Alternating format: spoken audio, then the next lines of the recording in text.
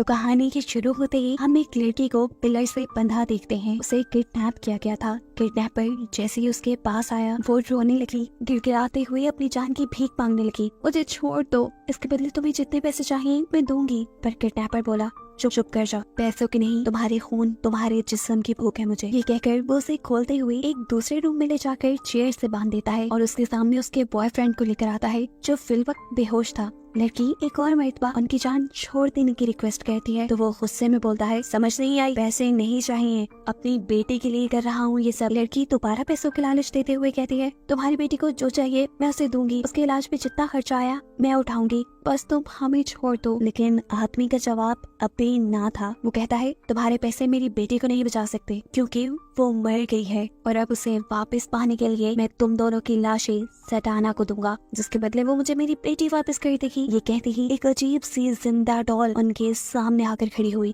जिसे देखकर वो लड़की बुरी तरह डर गई। वो अब कुछ भी बोल नहीं पा रही थी। उसकी आंखों के सामने अब वो किडनैपर उसके बॉयफ्रेंड के मुंह पे टेप लगाता है और कुछ स्पेल्स पढ़ते हुए एक अजीब सी नाइफ उसके जिस्म में स्टैब कर देता है। उस लड़के की बॉडी से निकलता हुआ खून वो एक गिलास में इकट्ठा करने लगा था और ये देखकर लड़की से बर्दाश्त नहीं हुआ। उसने अपने आप को छुड़ाने के लिए जोर लगाया और हाथ खुलते ही वो यहाँ से भाग गई। लेकिन भागकर जाती भी वो कहाँ पे? ये एक सुनसान आइलैंड था। भागते भागते जब वो थक गई और सांस लेने के लिए रुकी तो उसने फील किया उसके पीछे कोई है। जैसे ही वो पीछे मुड़ी तो उसके पीछे सटाना थी जो उसे लेकर दोबारा वहीं उसी फार्म हाउस में आ गई। किडनैपर उस लड़की को दोबारा बांध देता है और फिर काम खत्म करके अपने लॉन्च में आकर टीवी चलाता है जहाँ उसे एक डॉक्यूमेंट्री देखने को मिलती है। इस डॉक्यूमेंट्री की एंकर थी जोई, जो पूरी दुनिया की अजीबोगरीब जगहों पर डॉक्यूमेंट्री बनाती थी और उनका असल सब लोगों तक पहुँचाती थी। उसकी टीम के 6 लोग उसकी स्ट्रेंथ थे और सभी लोगों को नई नई जगहें डिस्कवर करना भी बहुत पसंद था। यहीं पर हम डोरी नाम की एक टीम मेंबर से मिलते हैं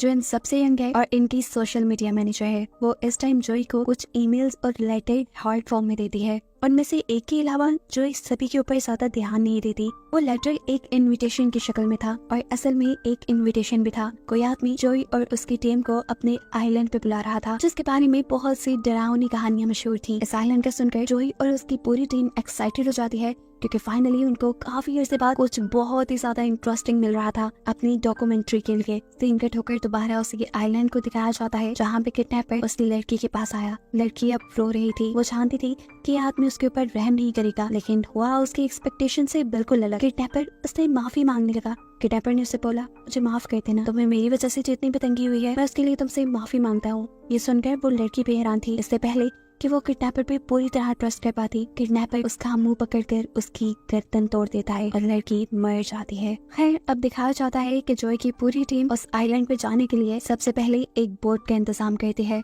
हैरानी की बात थी कि ये लोग जिस बोट वाले से बात करते थे वो सभी उस आइलैंड पे जाने से इनकार कर देते थे। काफी टाइम बाद उनको एक ऐसा बोट वाला मिल ही गया जो उस आइलैंड पर जाने के लिए तो मान गया, लेकिन उसने बहुत सारे पैसे मांगे। फिलहाल पैसे उनके लिए बड़ा मसला नहीं था। ये लोग पे करते हैं और उस आइलैंड पे पहुंच जाते हैं। वहाँ जाते ही पहले तो सब काफी अच्छा था। वो आइलैंड काफी खूबसूरत और ग्रीन था। वहाँ का मौसम, वहाँ की खूबसूरती इन्हें खुश कर देती है, लेकिन ये लोग अभी इस खूबसूरती के पीछे छुपे खतरे को नहीं जानते। थोड़ी आगे बढ़ने पर इन्हें अजीबोगरीब चीजें दिखाई देने लगी। आइलैंड में जगह जगह डॉल्स को लटकाया गया था। अब बोट का ओनर इन्हें यहीं तक लाके फार्म हाउस की तरफ जाने वाला रास्ता बताता है और कहता है, तुम्हें इससे आगे खुद ही जाना है। ये बात सुनकर उन्हें थोड़ा अजीब तो लगा, लेकिन खैर ये लोग डॉक्यूमेंट्री बनाने के लिए एक्साइटेड थे। जगह जगह डॉल्स का लटका होना ये उनके लिए इंटरेस्टिंग बात थी, इसीलिए जोई इस डॉक्यूमेंट्री की हिस्ट्री और अपना स्टार्ट यहीं पे शूट करती है। अब पीछे से वो बोट का मालिक जो अकेले ही वापसी के रास्ते पे पड़ रहा था, चलते हुए उसे अजीब सा डर लगने लगा, ऐसे जैसे उसका कोई पीछा कर रहा हो और यहाँ पे लटकी हुई डॉल उसे गौर से देख रही हो।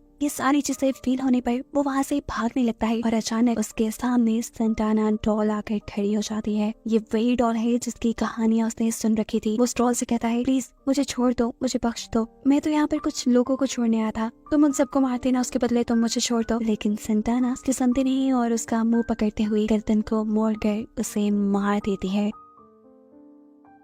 सीन कट होकर अब हमें जोई को दिखाया जाता है जो इस आइलैंड की हिस्ट्री बता रही थी। असल में इस आइलैंड पे एक आदमी था जिसकी बेटी मर गई, जिसके मरने से न जाने उसके दिमाग को क्या हुआ, उसने पूरे आइलैंड में डॉल्स लटका दी क्योंकि उसे लगता था कि उसकी बेटी की स्पिरिट किसी तरह यहाँ आइलैंड पे लटकी हुई किसी डॉल के अंदर कैद हो जाएगी और ऐसे वो बार बार अपनी बेटी से मिल पाएगा। अब वेरोनिका यानी इनके ग्रुप की एक मेंबर आइलैंड में अकेले ही निकलती है और करीब ही उसे एक घर दिखाई देने पर वो अपनी पूरी टीम को आवाज देकर यही बुला लेती है। ये घर देखकर सबको ये नॉर्मल लग रहा था, ऐसे जैसे किसी भी नॉर्मल इंसान का घर होगे, लेकिन अजीब काम इनके साथ ये हुआ कि इसका दरवाजा खुद ब खुद उनके लिए खुल गया। जो को लगा ये जूलियन का घर होगा, उसी आदमी का जिसने उन्हें लेटर लिखकर यहाँ बुलाया था। वो घर के अंदर जाकर जूलियन जूलियन ऐसी आवाजें लगाती है, लेकिन कोई भी जवाब न आने पर ये सभी लोग अंदर चले जाते हैं। अंदर का सामान माहौल बिल्कुल नॉर्मल था। हालांकि ये लोग एक्सपेक्ट कर रहे थे कि जूलियन का घर काफी डरावना होगा। खैर ये लोग अपनी डॉक्यूमेंट्री का दूसरा पार्ट यही शूट करने का डिसाइड करते हैं।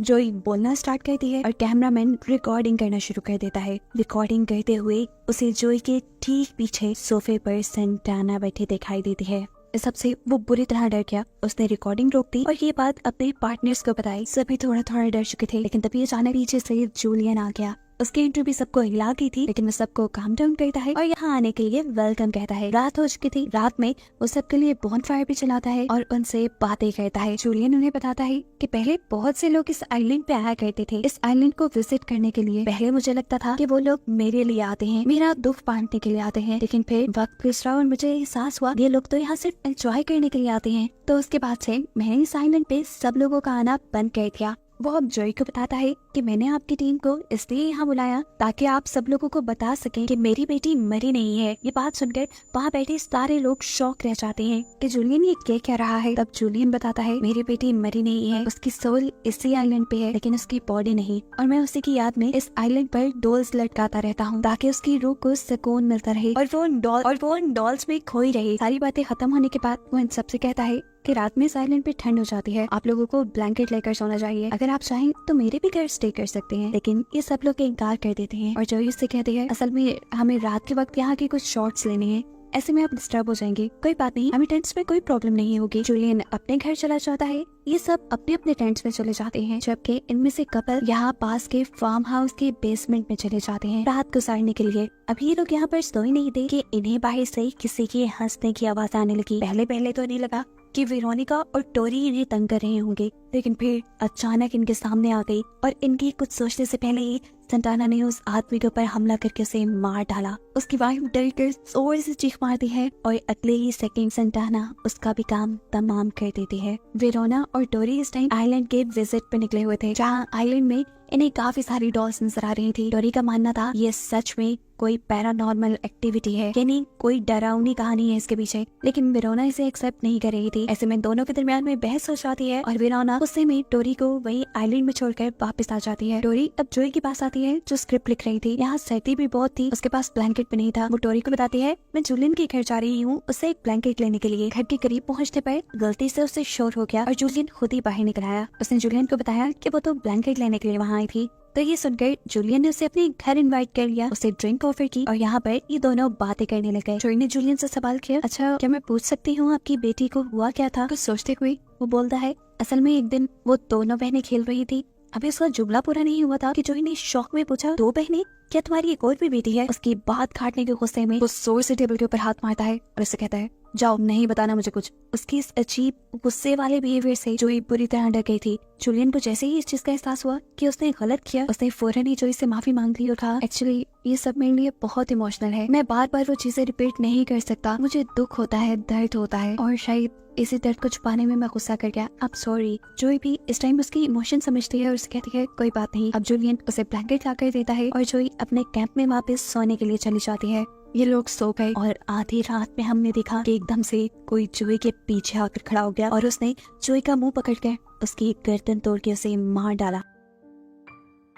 एकदम से जोई की आंखें खुली और हमें पता चला ये सब जो हमने देखा वो सिर्फ जोई का एक ख्वाब था। उसने ख्वाब में देखा था कि सेंटाना ने उसे मार दिया। वो डरकर उठ गई थी। उठते ही उसने देखा कि ये सुबह का वक्त था और उसके बाकी मेंबर्स भी उठ चुके थे और उसी का इंतजार कर रहे थे। अभी तक इनके ग्रुप के वो दो मेंबर मिसिंग थे जिन्हें रात हमने मरे हुए देखा है। उनके यहाँ ना होने की वजह इन लोगों को उनका इनसेंसिबल बिहेवियर लगता है। अब ये लोग उनके बगैर ही अपना काम स्टार्ट करने का सोचते हैं, लेकिन जो ऐसा नहीं चाहती थी। जो को लग रहा था कि हो सकता है वो किसी मुसीबत में फंस गए हों, हमें उन्हें ढूंढना चाहिए। उसकी बात सुनते हुए उसका साथी कहता है, अच्छा ठीक है, मैं और टोरी जा रही हैं शूटिंग के लिए, आप दोनों जाकर उन दोनों को ढूंढ लो। अब टोरी उस लड़की के साथ आ गई थी जूलियन के घर पे, जो इस टाइम लॉक था, और जूलियन खुद था इस टाइम जंगलों में। वो एक दरख्त के सामने खड़ा था जिसके ऊपर ग्रीन कपड़ों वाली डॉल लटकी हुई थी। वो अजीब तरीके से डॉल की तरफ देखकर मुस्कुराता है और डॉल भी उसे देखकर मुस्कुराने लगती है। यहाँ पर टोरी और उस दूसरे लड़के ने जूलियन का घर खोल लिया था। ये लोग उसके अंदर चले जाते हैं और जूलियन का इंतजार करने लगते हैं। काफी देर तक वो नहीं आया। उस लड़के ने यहाँ पर शूटिंग सेटअप बनाया और जैसे ही जाकर वो सोफे पे बैठा तो उसे वहाँ टेबल पे रखी हुई बहुत सारी पिक्चर्स नजर आई, जिनको देखते हुए उसे उनमें से टोरी की पिक्चर भी मिली और उसके दिमाग के घोड़े चलने लगे। ये पिक्चर देखकर उसे रियलाइज हो गया कि उन्हें किसी प्लान के तहत यहाँ लाया गया है। वो टोरी ही थी जिसने जोई को वो इनविटेशन लेटर दिया था। इससे पहले कि वो ये बात टोरी से कंफर्म कर पाता, टोरी उसे खुद बता देती है कि वो जूलियन की बेटी है। ये कहते ही उसने उस आदमी के सर पे किसी चीज से जोरदार वार किया और उसे मार डाला। ये करते ही उनके पीछे जूलियन भी आ गया, जिसने टोरी को इस काम की बहुत शाबाशी दी और कहा, मैं और मेरी बेटी तुमसे बहुत खुश हैं। सीन कट होकर हमें वेरोना और जॉय को दिखाया जाता है, जो कि अपने 2 मेंबर्स को ढूंढने के लिए निकले थे। जंगल में जाते हुए इनके दरमियान किसी चीज को लेकर बहस हो जाती है। अभी ये बहस ही कर रहे थे, इनके सामने आ गई सेंटाना। वेरोना को लगा ये उनके साथ कोई मजाक कर रहा है। वो इस देखकर हंसने लगती है, लेकिन उसकी हंसी तब बंद हुई जब जॉय ने उसे बताया, ये सेंटाना है और ये जेल है, क्योंकि रात में ये मेरे ख्वाब में भी आई थी। अगर हमें बचना है तो भागना पड़ेगा। वो दोनों भागने लग जाती हैं और तभी जॉय को एक शॉर्टकट नजर आता है। वो वेरोना का आवाज देती रह जाती है, इधर से भागो, लेकिन वेरोना उसकी एक नहीं सुनती और ऐसे ये दोनों अलग हो जाते हैं। अब जहाँ से जॉय भाग रही थी उसके पीछे एकदम से जूलियन आकर उसके मुंह पे कपड़ा रख के उसे बेहोश कर देता है, जबकि वेरोनिका एक ओल्ड घर के अंदर छुप जाती है। वो जिस घर में थी, इसी घर के अंदर तो उनके दोनों साथियों की लाशें थी, जिन्हें देखकर वेरोनिका का तो हाल ही बुरा हो गया। इससे पहले कि वो कुछ सोच दिया करती, उसके पीछे सेंटाना आकर उसके सर पे मारते हुए उसे बेहोश कर देती है। अब वेरोनिका और जॉय को जब होश आया तो वो दोनों जूलियन के घर पे थी, जो यहाँ पर जब अपने एक दूसरे साथी की डेड बॉडी देखती है तो उसकी भी हालत बुरी होने लगी। उसे अपना यहाँ आने वाला फैसला सबसे बुरा लग रहा था, क्योंकि इस फैसले ने उसके दोस्तों की जान ले ली थी। सब मर गए थे, लेकिन तभी इन दोनों के सामने आ जाती है टोरी, जिसे जिंदा और सही सलामत देखकर ये हैरान हो जाते हैं। और टोरी उनसे कहती है, हैरान होने की बात नहीं, मैं ही तुम्हें यहाँ लेकर आई हूँ। वो अब अपनी जूलियन के साथ बचपन की फोटोज दिखाती है। पिक्चर्स में जूलियन और उनके साथ सेंटाना भी थी। उसकी ये सारी बातें सुनकर वेरोनिका उसे बद्दुआएं देने लगी थी, लेकिन तभी उसने वेरोनिका के गले पे चाकू रख दिया। ये देखते हुए जॉय ने उससे अपनी जान की भीख मांगी। उसे कहा, प्लीज छोड़ दो, ना करो ऐसे। तब टोरी ने उन्हें बताया, नहीं, अब जान तो तुम्हारी बख्शी नहीं जा सकती, क्योंकि सेंटाना को तुम्हारी बॉडी पसंद आ गई है, इसीलिए अब तुम मारी जाओगी। तुम्हारा सेक्रीफाइस सेंटाना को सबसे ज्यादा अच्छा लगेगा। इनकी इन्हीं बातों के दौरान यहाँ पर जूलियन भी आ जाता है और इनसे कहता है, माफ करना, लेकिन हमें तुम्हें मारना पड़ेगा, क्योंकि तुम्हें मारने से हमारी सेंटाना खुश होगी। अब ये दोनों सबसे पहले वेरोनिका और जॉय को जख्मी कर देते हैं और एक बोल में उनका खून इकट्ठा करते हुए कुछ स्पेल्स बोलते हैं, वही स्पेल्स जो जूलियन ने मूवी के स्टार्ट में बोले थे। अब इन्हें सारे मरे हुए लोगों का खून मिक्स करना था। ये काम करने के लिए जब टोरी वेरोनिका के पास गई तो वेरोनिका ने उसके हाथ पे इतनी जोर से बाइट किया कि उसका हाथ कट के उसमें से खून आने लगा। वो खून वेरोनिका के खून के साथ मिल गया और रिचुअल बर्बाद हो गया। ये देखकर जूलियन घबरा सा गया था। वो रिचुअल को सही करने के लिए पहले बाकी सब लोगों की डेड बॉडी यहाँ लाने का डिसाइड करता है, लेकिन मौका पाते ही जोई पीछे से अपने आप को छुड़वा कर वहाँ से भाग जाती है। जूलियन उसका फील्ड्स तक तो पीछा कर लेता है, लेकिन यहाँ से भी वो उसे चकमा देकर एक पुराने घर तक पहुँच गई, जहाँ उसके पुराने साथियों की लाश थी। जूलियन उसे ढूंढते हुए यहाँ भी आ गया था, लेकिन इस जगह का एक फायदा हुआ कि जोई को छुप कर जूलियन पे वार करने का मौका मिल गया।